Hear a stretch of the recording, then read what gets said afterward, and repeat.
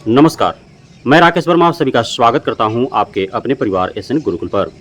बिहार में बीपीएससी आयोग के द्वारा लगातार शिक्षकों की भर्ती चल रही है। बीपीएससी टीआरई 3.0 के माध्यम से लगभग 4,69,000 शिक्षक अभ्यर्थियों ने कक्षा प्रथम से 12वीं तक में शिक्षक बनने हेतु आवेदन कर रखा है एवं परीक्षा भी उन्होंने दे रखा है। अब तक आंसर की जारी नहीं हो पाए हैं। परिणाम कब तक आएंगे इसकी कोई तय सीमा नहीं है।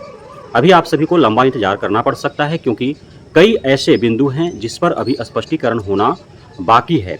आप अभी देख पा रहे हैं लगातार पत्रांक जारी किए जा रहे हैं। टीआरई 1-2 से शेष बचे रिक्तियों को बैकलॉग जिसे कहा जाता है, तो उसे जोड़ा जा रहा है टीआरई 3.0 में। 9, 10th, 11, 12th हेतु आपने पत्रांक देखा। उसके बाद 6 to 8 हेतु आपने पूरे आंकड़े आपने समझा। 1 to 5 में भी लगभग 11,000 अन्य रिक्तियों को टीआरई 3.0 के 28,000 के आसपास जो रिक्तियां हैं जिस हेतु आपने आवेदन कर रखा है, उसमें ऐड होने की आशंकाएं जताई जा रही है। अर्थात आसार है कि जुट जाएंगे 11,000 के लगभग अन्य रिक्तियां 28,000 में। तो 28,000 जो है उसके उपरांत यदि जुटेंगे तो 39,000 के आसपास आपकी कुल रिक्तियां 1 to 5 में हो जाएंगे। यदि हम 1 to 5 में आवेदक की बात करें तो लगभग 1,60,000 के आसपास आवेदकों ने आवेदन किया है। अब चूंकि 1 to 5 और 6 to 8 हेतु दूसरे राज्यों के शिक्षक अभ्यर्थियों को भी आमंत्रित किया गया है। तो हम इस वीडियो में 1 to 5 को लेकर के बात करेंगे। 1 to 5 में जो 1,60,000 आवेदन हुए हैं उसमें अत्यधिक संख्या अनरिजर्व्ड ओपन पर है, क्योंकि मैंने आपको पूर्व में ही बताया है कि टीआरई 1 और 2 में जिस प्रकार से आवेदन हुए थे और जैसे परिणाम घोषित हुए थे, जैसे भर्तियां हुई, उसको आप भूल जाए। इसलिए कि माननीय पटना हाईकोर्ट का आदेश आ चुका है और उसके आधार पर कार्रवाइयाँ भी हो रही हैं। टीआरई 1-2 में दूसरे राज्यों के जो खास करके महिला शिक्षिका बन बैठी हैं उन सभी को बाहर किया जा रहा है, जो आरक्षण का लाभ लेकर के बने थे। जो आरक्षण का लाभ लेकर के नहीं बने हैं वे हैं, लेकिन आरक्षण का लाभ जो लेकर के या छूट लेकर के जो बने थे उनको बाहर किया जा रहा है। तो यह तय है कि 1 to 5, 6 to 8 में दूसरे राज्यों के शिक्षक अभ्यर्थी, चाहे वो पुरुष हो, महिला हो, दिव्यांग हो या किसी भी अन्य कोटेधारी हो उस राज्य के पर्पज से, लेकिन यहाँ बिहार में उनका ट्रीटमेंट किया जाएगा अनरिजर्व्ड के भांति ही। तो सारे दूसरे राज्य के जितने भी शिक्षक अभ्यर्थी हैं वो आवेदन कहाँ कर रखे हैं? अनरिजर्व्ड पर। तो जब अनरिजर्व्ड पर अत्यधिक बोझ है तो लाजमी है कि उसका कट ऑफ जो है वो हाई जाएगा। इस बार का जो कट ऑफ आपको देखने को मिलेंगे, अनरिजर्व्ड ओपन का कट ऑफ काफ़ी हाई रहेंगे। उसके अपेक्षा अनरिजर्व्ड फीमेल का कट ऑफ आपको डाउन देखने को मिलेगा और रिजर्व कैटेगरी का जितने भी EWS, OBC, SC, ST, pH सभी का कट ऑफ जो है आपको काफ़ी अत्यधिक डाउन देखने को मिलेंगे। ईवर ओपन के अपेक्षा आपको डाउन देखने को मिलेंगे। उसमें भी मेल फीमेल में काफ़ी अत्यधिक अंतर भी आपको देखने को मिलेंगे। अब है कि 1,60,000 जो आवेदक हैं वो पूरे 1,60,000 परीक्षा में बैठे नहीं हैं। लगभग 1,30,000 के आसपास आवेदक ही परीक्षा में बैठे और उन्होंने परीक्षा दी। तो अब आप जोड़े, पुराना जो था 28,000, अब 28,000 में 1,30,000 के आसपास ही परीक्षा दे पाएँ, तो 4 के आसपास, लगभग 4.5 के आसपास एक रिक्ति पर अभ्यर्थी थे। अब यदि 11,000 जैसा कि जुड़ने का आसार है, यदि वह जुड़ जाता है तो लगभग 39,000 के आसपास हो जाएंगे।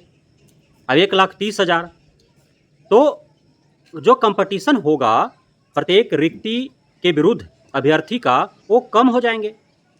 और इस प्रकार से आप सभी जो 1 to 5 में शिक्षक अभ्यर्थी हैं जिन्होंने टीआरई 3.0 में परीक्षा दे रखा है, तो आप सभी को उम्मीदें जगी हैं कि कट ऑफ भी डाउन होंगे।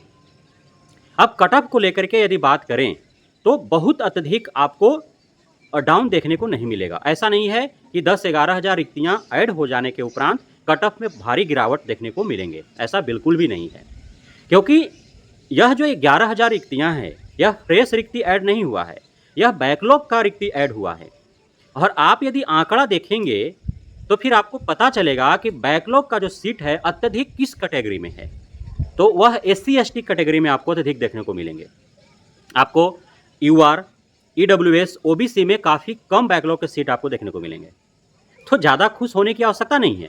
यही यदि फ्रेश वैकेंसीज ऐड होते इसमें फ्रेश सीट ऐड होते 11,000 तो फिर आपका कट ऑफ डाउन होते, क्योंकि उस 11,000 को अब जिस अनुरूप बिहार में विभिन्न कैटेगरी का रिजर्वेशन बांटा गया है कि 11,000 जैसे जो 28,000 है तो 28,000 को बांटा गया जिस प्रकार से कि आपका यूआर का इतना होगा, ईडब्ल्यूएस का इतना होगा, ओबीसी का इतना होगा, एससी एसटी का इतना होगा, पीएच का इतना होगा, तो ये 11,000 यदि फ्रेश होते तो फिर उसी अनुरूप इसको बांट करके सभी में ऐड कर दिए जाते।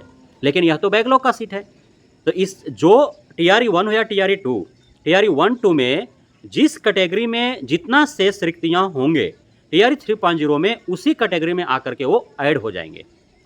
ऐसा नहीं है को यूआर में चला जाएगा या फिर उसको समानांतर डिस्ट्रीब्यूट किए जाएंगे या फिर जो आरक्षण दिए गए हैं उस परसेंटेज के हिसाब से डिस्ट्रीब्यूट किए जाएंगे, ऐसा नहीं है। तो फिर ज़्यादा उम्मीद क्यों लगाने हैं? ये जो बैकलॉग का सीट ऐड हुआ है या पूर्व से जो सीटें हैं, अब इसमें पुनः सीट जो है वो रिक्तियाँ रहेंगी ही। 100% रिक्तियों के विरुद्ध आपको रिजल्ट देखने को नहीं मिलेगा। जैसा शिक्षा विभाग ने पूर्व में किया है, रिक्तियों को चुराने का कार्य किया है, उसी प्रकार टीआरई 3.0 में भी आपको दिखेंगे। यहाँ भी आपको एससी एसटी पीएच कैटेगरी का जो रिक्तियाँ होंगे उसमें एनए देखने को मिलेंगे। यहाँ पे कोई कैंडिडेट ही नहीं मिला, तो फिर कट ऑफ डाउन क्यों होंगे और कैसे होंगे? बहुत थोड़ा का अंतर हो सकता है, लेकिन काफ़ी ज़्यादा उम्मीद लगाए बैठने की आवश्यकता नहीं है कि सीटें जुट रही हैं तो आपका कट ऑफ डाउन होंगे और फिर आपको मौका मिल जाएंगे। तो जो आपको कट ऑफ की जो कल्पना है, जो उम्मीदें हैं, जो पूर्व में मेरे ही चैनल पर बताए गए हैं, तो उसी अनुरूप आपको कट ऑफ रहेंगे। बहुत ज़्यादा आपको कट ऑफ डाउन होता दिख नहीं रहा है। सिर्फ कह देने मात्र से ये 11,000 रिक्तियाँ ऐड हुई, इसलिए कट ऑफ धरधरा कर गिर गया, भरभरा कर गिर गया और सभी का नौकरी हरहरा कर हो जाएगा, तो ऐसा सपना पालने की आवश्यकता नहीं है। तो आप उम्मीद लगाए बैठें, इंतज़ार करना पड़ेगा लंबा, क्योंकि बहुत सारे हौच पौच हो गया है अभी टीआरई 3.0 को लेकर के। इस वजह से अभी शिक्षा विभाग या प्रशासनिक विभाग कुछ भी क्लियरिटी नहीं दी है बीपीएससी आयोग को, और बीपीएससी आयोग भी इस उधेड़-बुन में फंसा हुआ है। लेकिन आंसर की जारी बीपीएससी आयोग को करने चाहिए ताकि आपत्तियां ली जा सके और परिणाम घोषित होने से पूर्व की जो प्रक्रियाएं हैं उसे संपन्न किया जा सके। बहुत बहुत धन्यवाद आप सभी साथियों का हमारे साथ जुड़े रहने के लिए, बने रहने के लिए, इतना प्यार देने के लिए, हम पे भरोसा बनाए रखने के लिए।